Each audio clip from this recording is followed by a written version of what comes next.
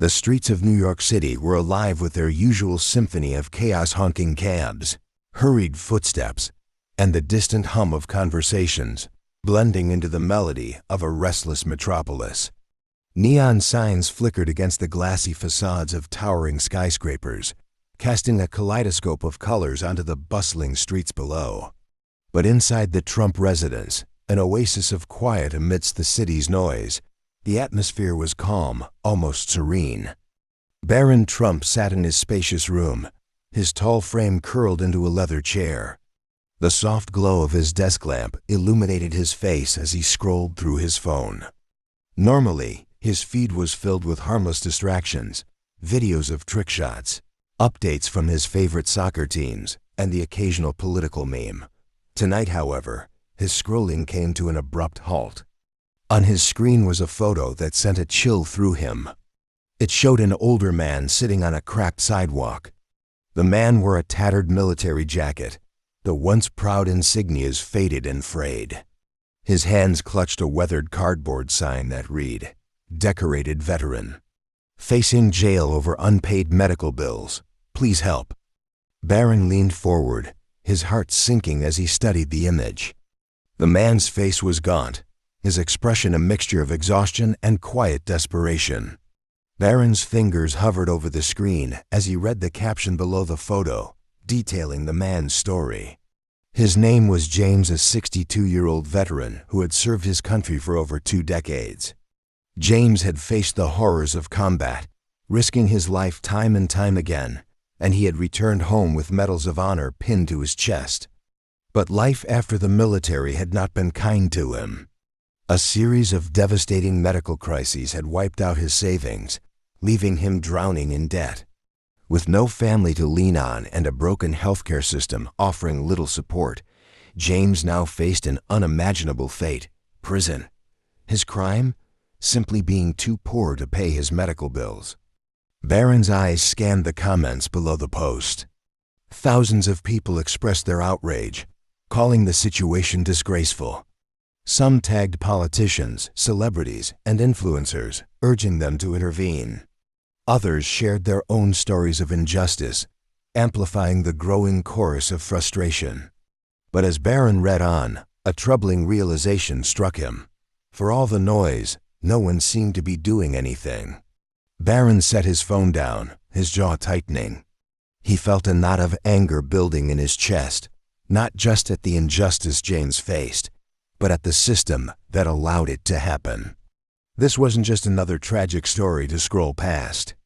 This was a call to action. He stood abruptly, the wheels in his mind already turning. Donald Trump's office was imposing, as always. The large oak desk, the shelves lined with awards and accolades, and the towering windows that overlooked the Manhattan skyline gave the room an air of authority. Inside, Trump was seated behind the desk, gesturing animatedly as he spoke on the phone. The conversation seemed intense, likely involving a business deal. Barron hesitated for only a moment before stepping in. Trump glanced up, momentarily surprised by the interruption. "What is it, Barron?" he asked, covering the phone's receiver. His tone wasn't harsh, but it carried the weight of someone accustomed to being in control. "I need you to see this," Barron said, placing his phone on the desk. Trump ended his call. Curiosity piqued. He picked up the phone, his sharp eyes narrowing as he read the post. A veteran? Facing jail? Over medical bills? He muttered, leaning back in his chair. For a moment, he was silent, his fingers tapping lightly against the desk. "This is outrageous," Trump said finally, setting the phone down. But then he shook his head. "Barron, there are so many stories like this. We can't help everyone." Barron didn't flinch. His tone was calm but firm. "Maybe not everyone," he said, "but we can help him. And if we do, maybe it'll inspire others to step up too." Trump studied his son, his expression unreadable. Then, slowly, he nodded. "All right," he said, his voice decisive. "Let's do something about this." The next morning, James sat on a park bench, staring at the crumpled envelope in his hands. It contained yet another notice about his overdue medical bills, this one more threatening than the last. His weathered military cap rested on his lap, a painful reminder of a life that once held pride and purpose. The world around him seemed to blur as despair consumed his thoughts. His phone buzzed in his pocket, jolting him out of his trance. He hesitated before answering, assuming it was another debt collector. "Hello," he said cautiously, his voice tinged with exhaustion. "Mr. James?" Came a professional, steady voice on the other end. "I'm calling on behalf of Donald Trump and his son Barron. They've seen your story and would like to meet with you." James froze, the phone trembling in his hand. Is this some kind of joke?" he stammered. "It's not a joke, sir," the caller assured him. "They'd like to meet with you tomorrow at Trump Tower to discuss how they can help." For a long moment, James was silent. His mind raced with disbelief and hope, battling the nagging voice that told him it was too good to be true. Finally, he found his voice. I don't know what to say." "Just be there tomorrow," the caller said warmly. "This could be the start of something good." As James hung up, he stared at his phone, his heart pounding. For the first time in years, a flicker of light pierced the darkness. The following day, James arrived at Trump Tower. The building loomed above him, its sleek glass facade reflecting the morning sunlight.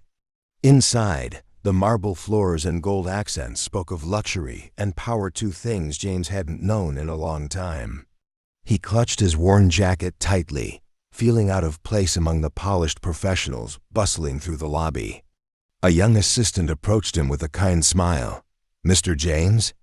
she asked. When he nodded, she gestured toward the elevators. "They're expecting you. Follow me, please." James stepped into the elevator, his reflection staring back at him from the mirrored walls. He adjusted his cap nervously, his thoughts racing. What would he say to one of the most powerful men in the country? What could he possibly offer in return? The assistant led him to a private conference room. Inside, Donald and Barron Trump stood waiting. The room was expansive yet warm, the large windows offering a stunning view of the city skyline. James hesitated at the door, overwhelmed by the sight of the two figures before him. "Mr. James," Donald said, stepping forward with an outstretched hand. His tone was firm but sincere. "It's an honor to meet you. Your story moved us deeply." James took his hand, his own shaking slightly. I don't know what to say," he admitted, his voice barely above a whisper. "You don't have to say anything," Barron said gently, his tall frame imposing yet approachable. "We're here to help." Donald gestured toward the table where a sleek folder rested. "We've reviewed your situation," he began, his voice steady. "No one who's served this country should face what you're going through. It's unacceptable." James sat down slowly, his eyes darting between the two. He felt the weight of their attention, but there was no judgment in their gazes, only empathy. Donald slid the folder across the table, and James opened it to reveal a check. His breath caught in his throat. The amount written was enough to clear his debts, cover his medical expenses, and give him a fresh start. "I don't deserve this," James said, his voice breaking. "There are so many others like me." "Yes, there are," Barron said, his tone resolute. "But change has to start somewhere. And today, it starts with you." As James stepped out of Trump Tower, the cold winter air bit at his face, but for the first time in years, he barely felt it. His hands, still trembling from the meeting, clutched the check tightly. The piece of paper represented more than just money. It was a lifeline, a chance to rewrite the story of his life. His emotions threatened to overwhelm him, but he kept walking, his footsteps echoing faintly against the towering buildings around him. Across the street, a group of onlookers stood frozen, their phones aimed at him like cameras at a red carpet event. "Is that the veteran?" someone whispered. James heard the words but didn't respond. He wasn't used to being the center of attention, and he wasn't sure how to feel about it. A young woman broke from the crowd and approached him, holding out a cup of coffee. I read about you," she said softly.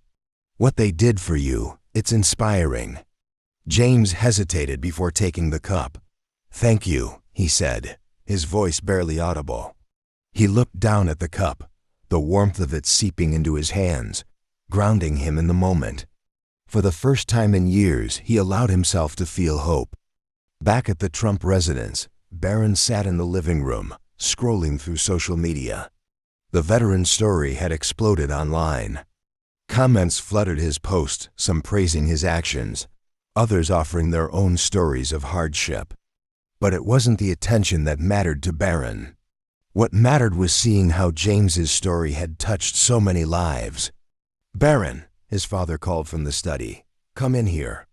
Barron walked into the room, finding Donald Trump seated at his desk, his phone resting on the polished wood surface.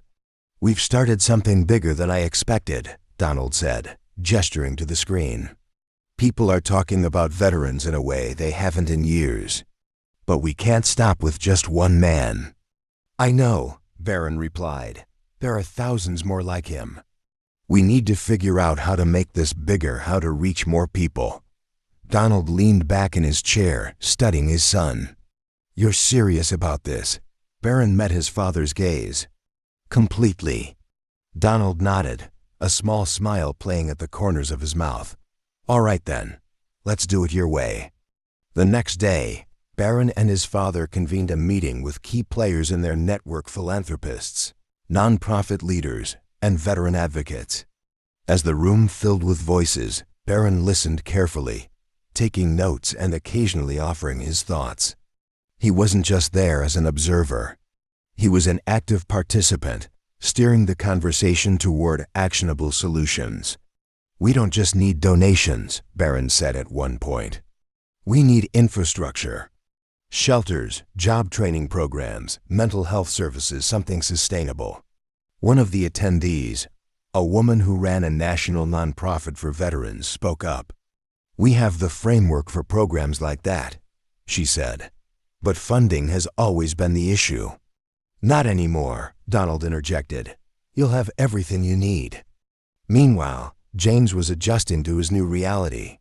The check had cleared his debts and allowed him to move into a modest but comfortable apartment. For the first time in years, he had a door to close at night, a bed to sleep in, and a kitchen to cook in. But the greatest gift wasn't the money, it was the sense of purpose that had returned to his life. He began volunteering at a local veterans center, sharing his story with others who were struggling. At first, he wasn't sure if his words would matter, but as he spoke, he saw something shift in the eyes of those listening, a glimmer of hope, the same hope he had felt that day in Trump Tower. One evening, as he was locking up the center, a young veteran approached him. "I saw your story online," the man said, his voice cracking. "I was ready to give up, but you made me think. Maybe there's still a chance." James put a hand on the man's shoulder, his own voice heavy with emotion. "There's always a chance," he said. "You just need someone to remind you." Back at the Trump residence, Barron was busy organizing the next steps. He wanted to visit shelters across the country, to see firsthand the challenges veterans faced and to find ways to help. "We need more than money," he told his father one evening. "We need to show people we care." Donald nodded. "Then you should go. I'll make sure everything is handled on the business end." Barron smiled. "Thanks, Dad." The first stop on Barron's tour was a small shelter in Chicago. The building was old, the paint peeling from the walls, but the people inside greeted him with warmth. As Barron walked through the halls, he spoke with veterans about their struggles and listened to their ideas for change. One man, a former Marine named Lise, shared his story. He had lost everything after a work injury, left him unable to provide for his family. "I just want to get back on my feet," Louis said. "To feel like I'm worth something again." Barron listened intently, then promised to help. By the end of the visit, he had arranged for Louis to receive job training and connected him with housing resources. It was a small step, but for Louis, it was life-changing. The ripple effect of Barron's efforts was undeniable. Donations poured into the campaign, and new partnerships formed. By the end of the year, the initiative had raised over $25 million and directly impacted thousands of lives. But for Barron, it was just the beginning. In a televised interview, he reflected on the journey. "This isn't about making headlines," he said. "It's about making a difference, and I hope this inspires others to do the same." Thank you for watching. If this story inspired you, don't forget to like, comment, and subscribe for more powerful stories that matter. What do you think about Barron's bold move? Share your thoughts below. And hit the bell icon so you never miss an update. We've got more amazing content coming your way. Let's make a difference, one story at a time.